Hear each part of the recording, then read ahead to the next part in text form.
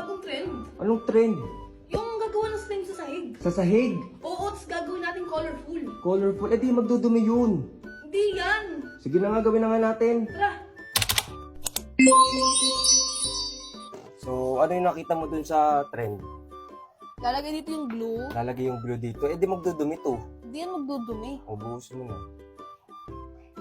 Ibuhos na natin dito sa sahig. Talagang sa sahig? Oo, yun yung trend ngayon eh. O sige, bubuhos natin dito. Okay na ba to? Buhos mo pa, simutin mo. Yan. Sisimut-simutin ko na to. Talaga bang mabubuo ang slime kapag sa sahig ginawa? Oo, dami ko kayang napapanood ngayon. Talagang sa sahig nila yan ginagawa? Oo. Tapos papagalitan sila ng nanay nila. Hindi yan kasi mabubuo naman yan. O tapos, Activator. activator. Okay.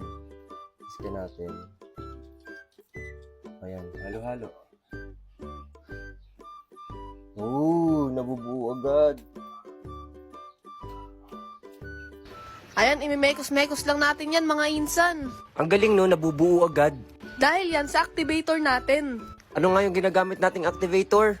Borax at tubig lang yan. Eh paano pag wala silang borax?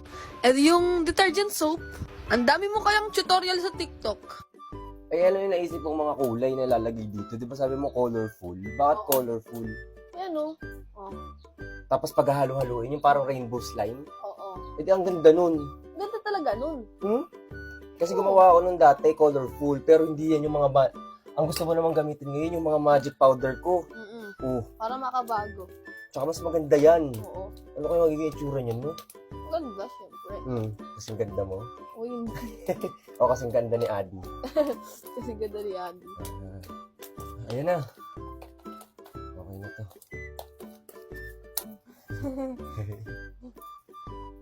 Nakakangalay.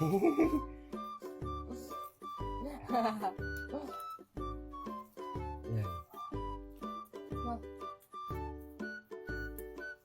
O, diba? Ang dali lang pala gumawa ng slime, no? Sa sahig. Oo. Diba? Mabilis nga. Lagkit. Kulang pa eh. Kulang pa sa masa yan eh.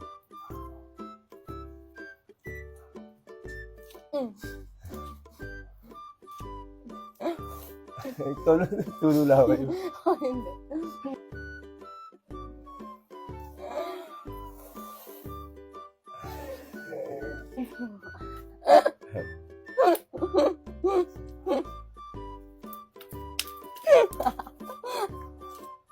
Pakita mo sa kanila yung mga kulay kasi lalagyan na natin yung kulay ngayon. Kaya ang gagawin nila para makita nila ang resulta ng kulay na to ay like for part 2.